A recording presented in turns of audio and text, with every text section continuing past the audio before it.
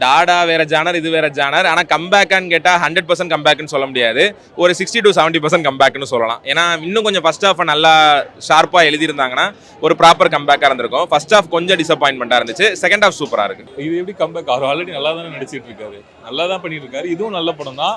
அவர் பண்றது எல்லாமே டிஃப்ரெண்டா இருக்கு. அது இதுவும் ஒன்று நார்மல் படம் இல்லை, நீங்க ஜென்ரலா பாக்குற மாதிரி இருக்காது, கொஞ்சம் டிஃப்ரெண்டா இருக்கு. அதாம்மா அந்த மணி ஹெஸ்ட் போர்ஷன் ஆரம்பிச்சதுலேருந்து என்கேஜிங்காக இருக்கு. மணி ஹெஸ்ட் பார்த்தீங்கன்னா எல்லா போர்ஷனும் என்கேஜிங்காக இருக்கும், சில போர்ஷன் தான் லேகாக இருக்கும். இதில் அந்த மணி ஹெஸ்ட் போர்ஷன் ஸ்டார்டிங்ல இருந்தா கதை ஆரம்பிக்குது. அது வரைக்கும் கொஞ்சம் பொறுமையை சோதிக்கிறாங்க, அதுதான் பிரச்சனை. ஹீரோ கவின்னா தான், ஆனால் வேற ஒருத்தர் உங்களுக்கு ஹீரோவை தெரிவார். அதுதான் படம்.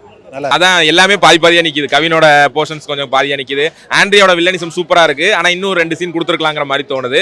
ஒரு ஃபுல்ஃபில் ஆல, ஆனா ஒரு 60% தப்பிக்கிற ஒரு படம். கிளைமேக்ஸ்ல படம் தப்பிச்சிருச்சு. அதான் நிறைய படம் நம்ம பார்த்துருப்போம் இல்லையா. ஃபர்ஸ்ட் ஹாஃப் கொஞ்சம் ஒரு மாதிரியா இருக்கும், செகண்ட் ஹாஃப் கிளைமேக்ஸ் சூப்பரா இருக்கும். அட்லி படங்கள்லாம் ஸோ அந்த டைப் தான் இந்த படம். கிளைமேக்ஸ்ல பெரிய ட்விஸ்டே ஒன்று ரிவீல் ஆகும். அது படம் பார்த்தீங்கன்னா உங்களுக்கே தெரியும். அந்த கிளைமேக்ஸில் தான் அவர் ஹீரோவில் வேற ஒருத்தர் ஹீரோனே தெரியும் உங்களுக்கு. அப்படி இருக்கும்.